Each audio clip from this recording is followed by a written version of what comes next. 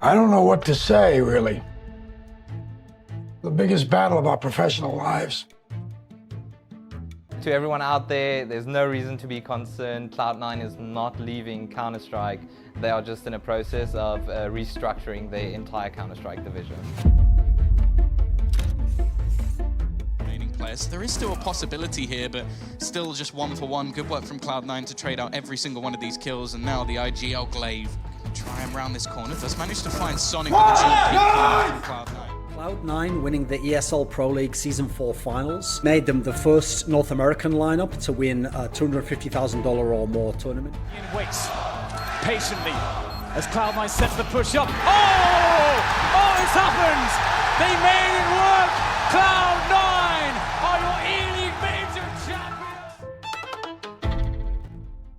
When I first started watching Counter-Strike, I decided to pledge my loyalty to Cloud9. And my god, was it a roller coaster of a time when they were still in the game. They went from a good North American team, typically an underdog team, to being the saviors of North America, to being one of the biggest disasters in Counter-Strike history. Cloud9 without a doubt made its mark with its over a decade of being in the game, and well, today we're gonna go over all of it. Cloud9 was originally formed in 2013 by former TSM manager Jack Etienne and his wife Polly. They started as a League of Legends team, and after quite a bit of success, they would expand into other esports, one of which was CSGO. On August 1st of 2014, Cloud9 would enter the game by signing Complexity, a team that consisted of Hiko, Nothing, Semphis, Sean Gares, and Shroud. Now, typically when North American organizations have joined Counter-Strike, it's through signing young and up-and-coming Tier 2 teams, but Complexity was not at all this. They were one of the best teams in the world, making the semifinals of DreamHack Winter 2013 and the quarters of ESL Major Series 1 Katowice. So of course, with this being one of the best teams in the world, they were immediately expected to make an impact. And while the team did make the playoffs of ESL 1 Cologne 2014, the rest of the year was kind of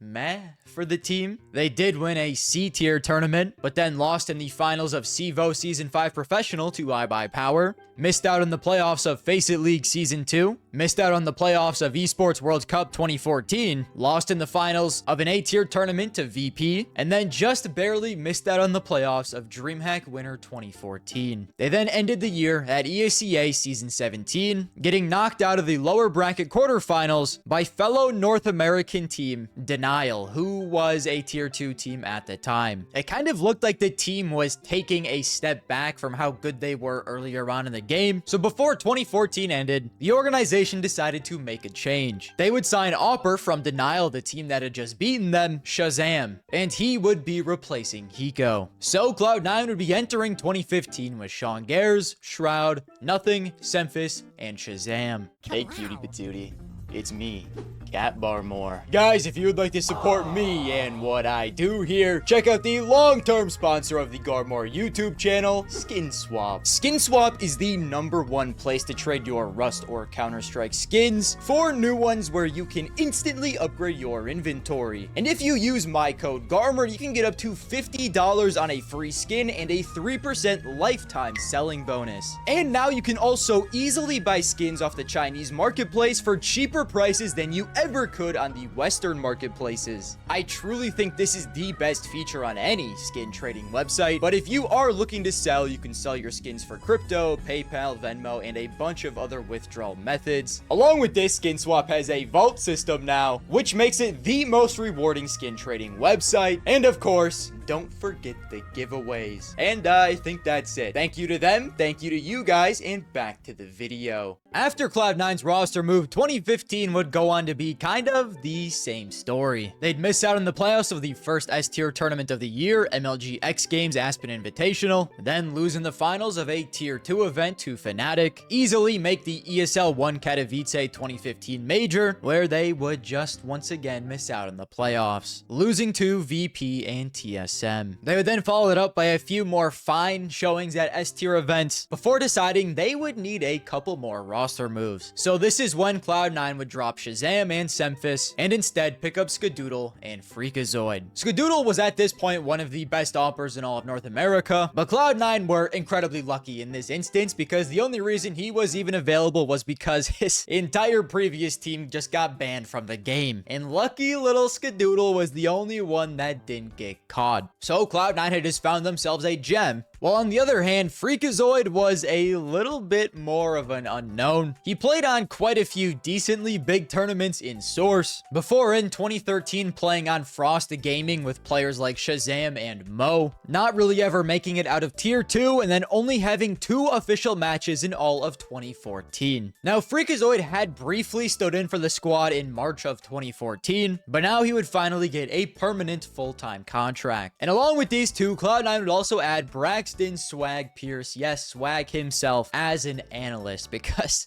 he couldn't play. And well, I don't know if it was the magic of Braxton Swag Pierce's brain, if it was Freakazoid's bicep peaks, or if it was Skadoodle's nonchalant Sigma attitude, but this iteration of Cloud9 started absolutely fucking cooking. Right when the summer of 2015 started, we had seen a better form Cloud9 than we had maybe ever seen before. They win a B-tier tournament against Liquid, take first place in the ESEA Pro League North American groups, along with the groups of CVO Season 7, and then go on to make it all the way to the finals of the ESEA Pro League Season 1 LAN, losing in the finals to Fnatic, who were in the middle of their era and had just won the previous major. What are you gonna do? They then come in first place of another group stage in North America, Face It League 2015 Stage 2, kind of cementing themselves as, at this point, without a doubt, the best team in all of North America, while also continuing to put up quite a good fight internationally. Esports World Cup 2015, they lose in the finals to Na'Vi, and right after that, the Face It 2015 Stage 2 LAN finals, they lose in the finals of TSM. They had just made the finals of 3 huge international S-tier events in a row, and were looking to finally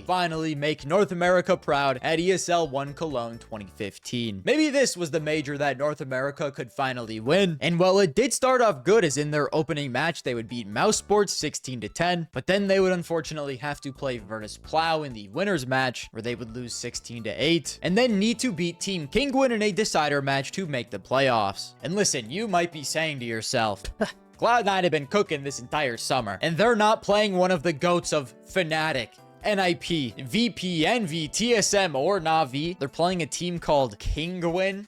Cloud9 should have this in the bag. And well, this was an absolute nail-biter of a match, going back and forth and back and forth and back and forth, until Kinguin would just pull away at the end, winning 16-13. And so somehow, after an amazing past month, Cloud9 had hugely disappointed, completely missing out on the Cologne playoffs. This was then shortly followed up by another major at DreamHack Open Cluj-Napoca 2015, where the team did the exact same fucking thing, losing to up-and-coming Brazilian team Luminosity, then beating Vexed, and losing in the decider match 0-2 to Fnatic. After that, Cloud9 would go on to win 2 A-tier events against Liquid and Renegades, and close out 2015 with kind of a bitter, sour feeling. What's the word? I don't know. They felt it was a strange feeling because they were clearly cementing themselves as the top of North America, while showing they without a doubt could compete internationally, but like there was just somehow this brick wall that was really stopping them from performing their best at majors. Was Cloud9 potentially choke 9? I guess a one positive note that came out of 2015 is Skadoodle was in the HLTV top 20, being number 20 in the world. And I mean, it's been over 10 years and North America has not had an Auber in the top 20 since then. So good shit putting the region on your back, Skadoodle. 2016 looked like it was going to be an evil year for Cloud9, as towards the end of 2015 their IGL Sean Gares would step down, and to replace him would be a young pug star named Stewie2K. Now this move was incredibly controversial for a couple of reasons. Mainly, people just didn't think Stewie, who just ran through smokes, could possibly work in tier 1, and also they replaced an IGL with a rookie who had never played in tier 1 before. The team just didn't have a caller. They were just a pug team starting now. And while you might think that is just a horrible, awful, terrible idea, it didn't start off too bad. They would make the playoffs of the first S-tier event of the year that they played in Global Esports Cup Season 1, where they lost to Envy in 2 close maps 0-2. They then won a Tier 2 event against Liquid, and going into MLG Major Columbus 2016, nobody really knew exactly what to expect from them. And well, when the groups for this event got released, it was not looking good, as Cloud9 were placed in a group with Na'Vi, Virtus Pro, and G2. They went on to lose to Na'Vi and lose to G2, coming out in dead last. So, not a great look for the boys. And well, a little bit after this, Freakazoid would then also step down from the roster, and to replace him would be Slemmy. This was one of the worst times in Cloud9's history. This was supposed to be Cloud9's attempt at actually replacing Sean Gares, as Slemmy was supposed to be the team's caller. And I mean, honestly, at this point, it was just kind of a complete shot in the dark. Slemmy had played in various Tier 2 North American teams, where in his last team without a roof, he posted a 0.85 rating. And it seemed like at the time, the #1 selling point for Slemmy was he's a caller and North American. Over the next couple months, Cloud9 would continue to look about how you would expect. Probably a little worse, I guess, considering they came in 3rd to 4th place at a Tier 2 DreamHack event, losing to Tempo Storm, and then also coming out in dead last at ESL Pro League Season 3 Finals, losing to Fnatic and 0-2 to Team Liquid. Team Liquid was a team that I guess you could say were kind of competitive with Cloud9 during this time, but I feel like more often than not, Cloud9 would beat them. So when we're getting knocked out in last place to Team Liquid, a team we had formerly kind of dominated, it's, you know it's not a great look. We're going in the wrong direction here, fellas. They then followed this up by not qualifying for ESL 1 Cologne 2016. Then a couple months later, Slemmy would be benched, and during his time with the team had posted a 0.84 rating. Still better than 2026 Kerrigan at least. And well, in August, to replace Slemmy, Cloud9 decided that there just simply weren't any callers in North America, so they would sign promising Tier 2 rifler Automatic and say, fuck it, we're back to pugging. And by God, it actually worked. They would lose in the finals of a Tier 2 event, Northern Arena 2016 Toronto, to Immortals. They then made the semis of Star Ladder I-League Star Series Season 2, losing to NIP, made the finals of an international S-tier event, DreamHack Open Bucharest 2016, where they lost to VP. It had been a minute since we saw these boys make an S-tier event final. And then at ESL Pro League Season 4 North America, they would come first in their groups and follow this up, winning in the finals of ESL Pro League Season 4, beating SK Gaming, the team who had just won the major Cloud9 had missed. This would then be the first ever trophy on the Cloud9 HLTV page, and they were hoping to follow it up with quite a few more. At this point, they might really be able to, because I don't know how this team is working. They don't have a caller, they just have Pug Stars on the roster, but it's working, or so we thought. At the E-League Major Atlanta qualifier, Cloud9 would go 2-3, losing in their 2-2 game to Hellraisers, and so despite what looked like a promising team that was potentially moving in the right direction, Cloud9 would miss their second major in a row. To start 2017, Cloud9 would sign Valens as their coach, who was the previous coach of TSM, to try and start steering the team in the right direction. And at the first S-tier event of the year, DreamHack Masters Las Vegas 2017, Cloud9 would come in 9th to 12th place, missing the playoffs, but they would then win iBuyPower Invitational 2017 against an up-and-coming North American squad in Optic Gaming, a squad that would knock them out of CS Summit in 4th place, one event later. And then after some more meh results, they actually beat SK Gaming in a B-tier event, which I would say is pretty impressive, even if it's not that big of an event. They would be trying to lock in for the Krakow Major. If this team had missed 3 in a row, the squad might truly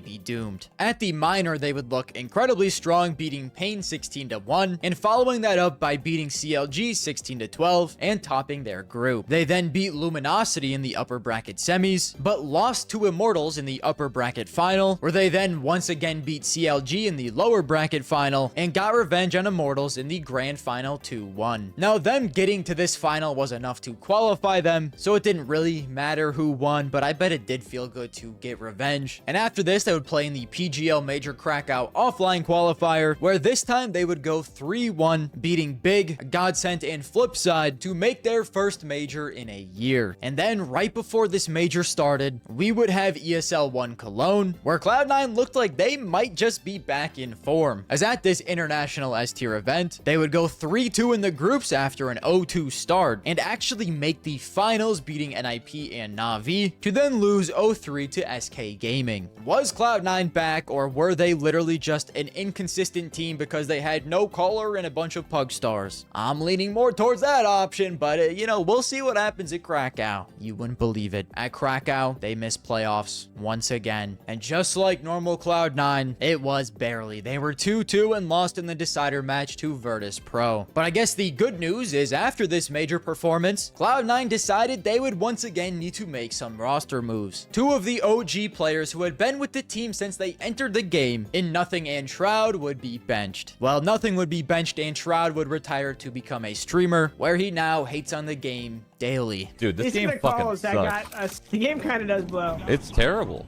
I'll say it. I'll say it. CS2 is fucking trash.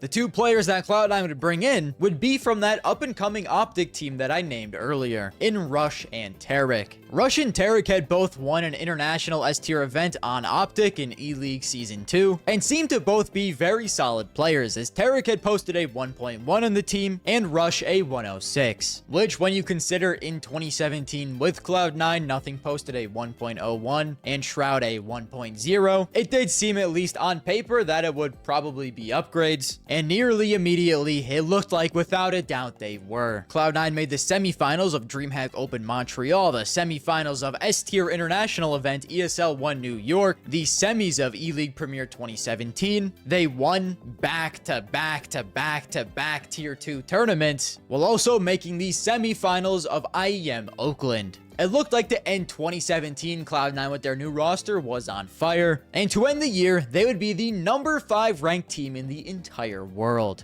Then at the first event of the year, the E-League Boston Major in 2018, it looked like Cloud9 were going to continue their momentum, as in the Challenger stage, they would go 3-0, beating Envy, Sprout, and Mouse, with every single player looking like they were playing out of their minds. Automatic a 1.47, Tarek a 1.39, Stewie a 1.38. These boys were not to be trifled with. Well, that was, until the legend stage at least, because they started getting trifled with pretty fucking bad. In the first game, they would have to play one of the best teams in the world in G2, who were now fully French with Kenny S, Shox, and Apex, and they would lose 16-8. But then in the next game, it seemed like they were getting lucky because they would have to play Space Soldiers, who were a fully Turkish team, with players like Zantares, Major, and Calyx, and they were only ranked number 19. Then on Cobblestone, Space Soldiers would have a generational T-side going up 11-4, and eventually closing out the game 16-13. So it looked like Cloud9 were going to miss the playoffs of this major just like every other single one, and in their 0-2 game, they would have to play the number 10 team in the world, Virtus Pro. But with their major lives on the line, we would get a masterclass on Mirage. Cloud9 would win 16-7, but then in their 1-2 game, they'd have to play Astralis, who were the number 3 ranked team in the world, who at the time were kind of underperforming, but like it was still Astralis. This was going to be an incredibly tough game no matter how you slice it. But on Train, Cloud9 were absolutely dominant, beating the Danish squad 16-6. Then in the 2-2 game, they would get an overachieving Vega Squadron, who they easily handled 16-4. Cloud9 had gone from 0-2 down to doing the opposite of what they normally do and clutching up. Then at the start of the playoffs, they would have to play G2, who had already dismantled them earlier this tournament. Unfortunately for G2, these boys were unfathomably locked in, and they easily won 2-0, where in the quarters, they would have to play the number 1 ranked team in the world in SK Gaming, who they utterly destroyed. Map 1, 16-3. SK takes map 2, Cobblestone, 16-8, but then Cloud9 wins map 3, Inferno, 16-9, and so after beating the number 4 and the number 1 ranked team in the world, Cloud9 would find themselves in the grand final of the Boston Major. This is where they would have to play FaZe Clan, who were on an unbelievably dominant run this far into the tournament, and by all means probably should have been the number 1 ranked team at this point, but they were instead number 2. But yeah, up to this point, FaZe had not dropped a map this entire event. They had won multiple S-tier events before this, and Nico was playing out of his mind, posting a 1.52 in the quarters and a 1.51 in the semis. If Cloud9 wanted to somehow beat this FaZe team in the finals, they were gonna have to pull something magical out of their ass. And after a close map 1 Mirage where they would lose 16-14, it looked like everything would be over. Until they all sat up in their chairs and decided to lock in for Overpass and send us to one of the best map 3 deciders in Counter-Strike Major Final history. He makes it towards the oranges and the HG grenade, but this is only one player and he's still alive, 3 HP. Cloud9 are at the point of no return. The bomb is far too thick. They cannot win this. They've got to run away. They have to run away. They've got all the kills, but they won't win the round. It's match point phase. The flick shot missed Guardian in the most pivotal moment. It has to be Carrigan, it has to be the leader, but it's Rush all the way, and Cloud9 again! And he is, 2 kills for him. Don't take out your teammate. He's got to stay alive now, 10 seconds for this bomb to go down. He must stay alive. Stewie is going absolutely crazy on the B bomb site. There's no time to plant the bomb. It's too late. The money's not there. One more round. Olaf Maestro has been taken out towards the B bomb site. But Automatic's going towards A. Nothing else is going on. He's got to go back. Stewie's on his own. But look at the time. Look at the time. There's 7 seconds to plant the bomb. They're trying to build pyramids, but there's no more play. Stewie's won the round. We're going to overtime. Cloud9 have done it! How have they done that? They came back all the way! To help him out, Nico, desperation, gets the frags, but does he have the time? Just barely. And they know he's going to go for it, and Tarek closes it down. One down, 1 for 1, but Skadoodle is here, all the way from the A side, but he can't get the last frag. Olaf Meister, 1 versus 2. A must-win round for FaZe. They cannot possibly go into the next half without a single win on the board. Olaf Meister now turning the corner, he might find a timing, but no, it's in fact an anti-timing as he has no idea which way to look. Olaf Meister still gets the kill on Rush. I don't know how he's done this. Another challenge, that's all he has to win out, but he can't. It's Tarek. Tarek all the way. 3 rounds in a row. 2 on 2 now, and it's Tarek. He's got higher health, but it's not perfect. Down he goes. It's Guardian. He's the only man standing between Cloud9 and the Major. It's going to be a double peak. There's the first one. We're going to overtime number 2. Cloud9 don't do it. They're still in this Major phase, Clan.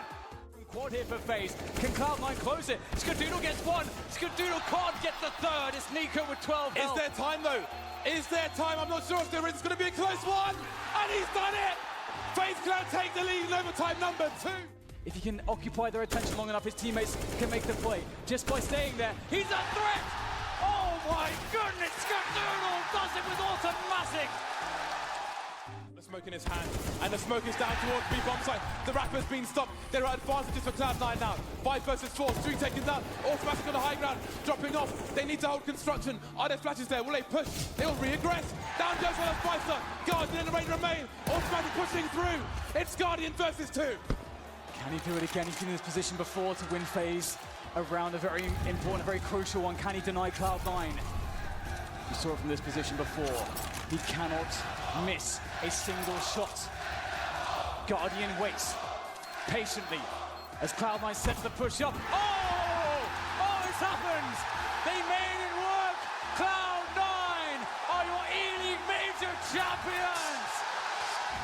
Somehow, by the grace of God, Cloud9 went on one of the most generational major runs in Counter-Strike history, being the first North American team to ever be crowned as a major winner. And while this seems like a magical moment, Cloud9 had just made these roster moves a few months ago and had already won a major. This would not be the start of something magical for the team. This would unfortunately be the highest point for Cloud9 really ever in Counter-Strike, because after this, it was all downhill. It truly did seem like Cloud9 sold their souls for this one major win, because shit hit the fan literally just a few months after this tournament happened. We later found out and today know that going into this tournament, there were kind of severe roster issues, and Cloud9 by all means was a dead team going into this. Skadoodle was planning to retire, and other players were already planning to leave. Even right after this major occurred, there was a player that said he wasn't happy that he wasn't getting the praise that he thought he deserved. And so after a couple finals losses and a couple disappointing placements in S-tier tournaments, on March 30th, Stewie 2K would leave the starting roster to join SK Gaming, while Skadoodle would step down. Sure, Cloud9 had just won the biggest event of the entire year, but because they went into it as a dead team, all it did was kind of extend the clock. It didn't really save any of the underlying issues the team had. This is when we would get Slemmy Part 2, 2 and FNS would join Cloud9 as their IGL, and Skadoodle decided he actually wanted to return for a little bit. During this time, the team was not very good, and FNS lasted a total of 54 days on the roster. One of the shortest stints ever, really. During his time playing for the team, he also posted a .89 rating. Then shortly after this, Tarek would also leave Cloud9 to join Stewie on SK. Well, I guess now at this point, MIBR. And this is when in August, Cloud9 would decide to give in to the dark side. They were no longer going to be a fully North American team. Shit had hit the fans so badly, they decided they had to bring in some Europeans. On August 8th, Cloud9 would acquire Golden from Fnatic as their caller, and on August 9th, they would acquire Stickco from Mousesports. This is the roster they would go into the Face It London Major with. That roster, of course, being Golden, Stickco, Rush, Automatic, and Skadoodle. And I mean, it's not like it was a horrible roster on paper. After Fnatic kind of started to fall off from their earlier era in the game, Golden joining as the leader did seem to make them somewhat decent. They made the playoffs of Boston and also won 2 S-tier events. So it's not like Golden was a bad caller by any means. It was a fine addition. And Stickco had been the glue guy support player on Mousesports for God knows how long at this point. Actually, he wasn't even on the team for that long. He was on Mouse for less than a year. That's crazy. I thought he was on Mouse for like 4 years, bro. And during his time on Mouse, he won 3 trophies. Not even a bad addition. Sure, he wasn't putting up numbers, but that wasn't his job. Anyways, this evil, cursed, last-minute put-together team, of course, did not make the playoffs of London. It would have been a miracle if they did. And well, after this major, Stickco, who was only on a loan, would eventually go back to Mousesports' starting lineup, and Cloud9 would go on to sign Flusha. I mean, Golden and Flusha, Swedish North American Alliance. M80's doing it today with the German American Alliance. Maybe it could work. Flusha was a GOAT 3 years ago. I mean, he was still like a solid player during this time, so it wasn't like the worst signing in the world, but it was just I don't like thinking about this era. Anyways, after more meh results, Skadoodle would go on to retire actually this time, and Cloud9 would then sign Kiyoshima to replace him. Why the fuck not? Now that the team had 3 Europeans, Automatic and Rush, and no Opper, Automatic would say, sure, I'll start opping. Then in December, Golden would go inactive, and Cloud9 would add a young rifler in Zelsis. Zelsis would not last very long on this team, but I do remember him being goated. I think like in his first round of the Katowice Major, he had an ace in the pistols. Shot mid-air, and he's picking up more. And a beautiful follow-up. Second one, Automatic goes down, and it's the rookie. Everything to do, and he's delivering. A 1-on-2, and Greyhound slows down the retake. Truly is a baptism of fire for Zelsis. Already picked up 3, Sterling and Malta remain. And his spidey senses are tingling. He's going to pick up another headshot. Can Zelsis feasibly pull this one off? It's all down to Sterling, whittling away the time. There is the kid, but it doesn't matter. Zelsis with a beautiful clutch. That's good shit. But yeah, Cloud9 would miss out on the playoffs of the Katowice Major. I don't know what you expect. Before that, they somehow made the finals of E-League Invitational 2019, where they lost to FaZe. And, bro, the amount of roster moves that happened this year, there's no relevant results to go over this entire year, so we might as well just go over the roster moves. March 2nd, Cloud9 announced the return of Golden to the active lineup and the departure of Flusha. March 4th, Cloud9 parts ways with Zelsis. Good shit, guys. He lasted 3 events with the team. Cloud9 signed Rambo as head coach. Valens becomes the head of data science. Cloud9 add Vice on trial. Cloud9 release Kiyoshima. Cloud9 signed Kjun B. Rambo leaves as Valens takes over the role of head coach. Okay. Golden is benched and will be loaned to NIP for the Starletter Berlin Major 2019. A major that Cloud9 would not be attending because the team is now in complete peril. We can't keep a roster together and we're fucking dog shit. This is when Cloud9 gave up and said, let's rebuild this thing. Yeah, let's go on a rebuild. Let's sign Daps, Kusta, Tens, and Mixwell, who was good on Optic a few years ago, and it worked when we signed Rush and Tarek. Valens once again becomes head of data science, while Vice and Kjun B are released. Now, I won't lie to you guys, I actually was kind of excited for this new Cloud9 roster because they had like potential. It was an actual roster that seemed like some thought was put into it, not just adding random Europeans. Daps had been around for quite a while and seemingly was a decent IGL. Kusta was Kusta. Tens was a young rifler who could have blossomed into something if he didn't leave us to go over to Valorant. Mixwell, like I said, was Mixwell. And oh yeah, they still have Automatic on the team as well. Automatic, my goat. Anyway, similar to Zelsis, TenZ lasted a total of 3 events on this team. 3 events, which is sad because I was pretty hyped for this iteration of the roster, but what can you do? Cloud9 then fully parts ways with Valens, and TenZ is replaced by Sub Rosa. I mean, just pack it up at that point. You know we're fucking cooked. And then the core of the team is sold to Gen.G Esports, who acquire Automatic, Daps, and Kusta, and Elma Putty, who joined as an assistant coach a couple months ago. Then after this, Mixwell would step down, Sub Rosa would confirm his departure, and TenZ would transition into being a streamer. So after all of this, Cloud9 would end 2019 with not a single goddamn player on their roster. Good news, family. Our Earth is about to get stricken by a virus, and all of the tournaments are going online, but Cloud9 has a roster now. They would acquire ATK, who was a young and up-and-coming Tier 2 North American team with IGL JT, Modem,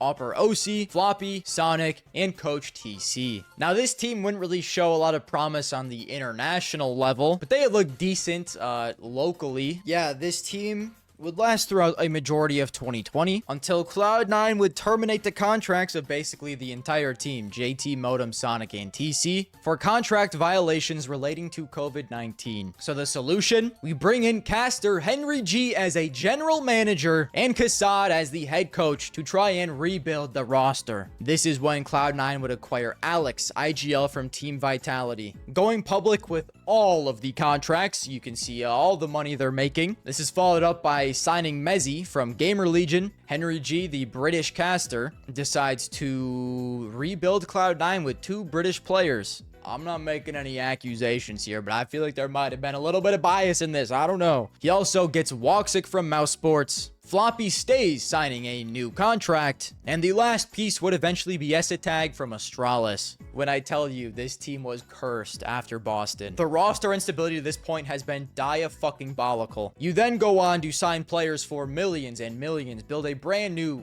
super team roster. I mean, this shit genuinely lasted like a month. Woxic played a total of 4 events for the team. Oh, brother. Partially because Woxic was in Turkey during COVID trying to play with all of these other players online. There was like brutal time zone issues, ping issues, a whole thing. So Woxic would be released in January. They then signed young rifler Zeppa on a 3-year contract, who ended up going down the TenZ and Zelsis route of just going to play Valorant. Every single North American player Cloud9 tried to sign just left to go to Valorant. They then reacquire Elma Putty from Gen.G, and in March 26th of 2021, Cloud9 announces they are transfer listing their entire lineup and temporarily ceasing activities in Counter-Strike Global Offensive, and then also release Elma Putty. Poor guy. So that was a complete disaster. The one team that Cloud9 dumped the most money into lasted the shortest amount of time. Partially due to COVID, partially due to goofball syndrome. It was just a disaster. The results were not good. But it was not fully over yet for Cloud9. As in 2022, they would announce the up-and-coming Gambit Esports roster of Nafani, Shiro, Inters, Axile, Hobbit, and Coach Groove, who at the time of signing were the number 3 ranked team in the entire world. Sure, there had been some problems in the past, but this time, Cloud9 was finally going to make their mark once again. They had signed an already existing top 5 team in the world. This can't possibly fail. And like, sure, it kind of stunk that they weren't North American anymore, but I mean, at this point, they already showed they weren't really committed to the region with the Henry G roster. So I guess at least their name is in the game. I don't really know what fans they have, because I don't really know of a lot of North American fans that were supporting them anymore. Maybe the Russian fans were at this point. I don't really know. But the first event after they signed the 3rd best team in the entire world, PGL Major Antwerp, the organization's first major since the Katowice Major in 2019. It had been 3 years. 3 years since the last major they played in. The number 3 ranked team in the world is in 12th to 14th place, losing 1-2 to Imperial to get knocked out 1-3. But a month later, they won IEM Dallas. They finished 2022 being a fine team, get some semis in some tournaments, don't win any more S-tier tournaments, make the playoffs of Rio, where they lose in the quarters, And well, moving into 2023, we're back to just various roster moves, but this time Russia edition. Inters is benched and Buster is acquired from VP. Then Nafany and Buster are both benched in July of 2023. After completely missing out on the last major of the year, Paris, the team decided they would need to make some big sweeping changes for the start of CS2. So they would make a Russian super team, another Cloud9 super team. Oh boy. They'd acquire Electronic and Perfecto from Na'Vi. They were now Shiro, Exile, Hobbit, Electronic, and Perfecto. Realistically, this team should have been demonic. I mean, look at the players on it. Electronic, who is the number 4, number 6, number 5, and number 7 player in the world 4 years in a row, won a major with Na'Vi. Shiro, who is one of the best AWPers in the entire world, being ranked number 4 and number 3 in 2021 and 2022. Hobbit, who had placed in the HLTV top 20 twice, most recently being number 6 in 2021. And Exile, who was number 5 in 2021 and number 4 in 2022. 4 of the players on this team had all been ranked in the top 6 of an HLTV top 20 list at some point. And then to finish it off, you have major winner Perfecto. I mean,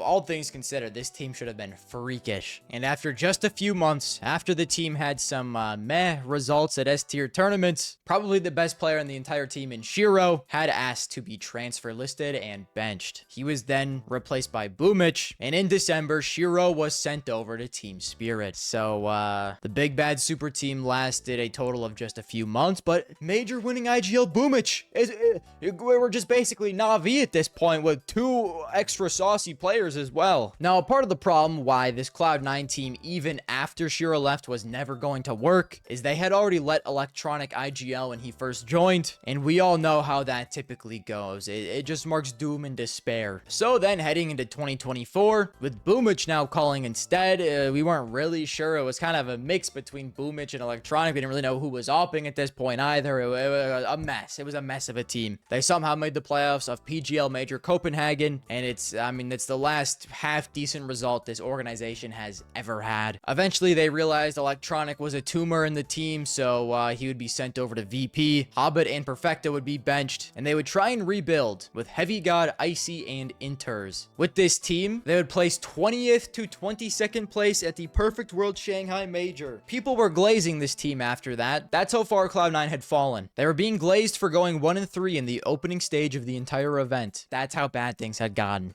Shortly after this, the team would completely disband. They would never play a match in 2025. Exile and Boomich were sent over to BetBoom. Heavy God was sent over to G2. And eventually everyone else would be dropped, including Perfecto, who was in contract jail for quite a while and eventually found a home in VP. I'm sure that'll go a lot better than things went here. Overall, Cloud9 literally was just like this. They went straight into the fucking gutter. I mean, 2018 is truly one of the greatest. I loved watching Boston. It's the best major I've ever seen. Am I biased? Without a fucking doubt, my favorite team won. But ever since that happened, the absolute roster instability that happened within Cloud9 is genuinely unbelievable. Like, I know there are poorly managed esports teams, but I had never seen a team go through as many players as quickly as they had than Cloud9 did from 2018 to 2025. I mean, they were easily making more roster moves than Falcons are today, and I don't think it's relatively close. I don't know, man. It hurts my soul. Like, in my brain, Cloud9 died when they moved from being North American, but even still, there's like a soft part of me that still had some feelings for Cloud9. I still had some love for them, even though I wasn't their biggest fan, and it was tough to see them go down this path. So yeah, that's the tragic decline of Cloud9. I'm open to being a super fan of a brand new team. First North American team to win a tournament. I will die for you. Okay, you have my word. But yeah, that's it for me today, fellas. Leave a like if you liked. Subscribing if you want to subscribing. Turn on notifications if you want to turn on notifications. And that's it for me. Will we ever see Cloud9 back? I have a toxic relationship with them. I do want to see them back in the game as a tier 2 North American team at least. But we'll see what happens, bro. Maybe Cloud9 should make Garmour the manager. That would be cinema. Anyways, that's enough out of me. I'll see you guys next time.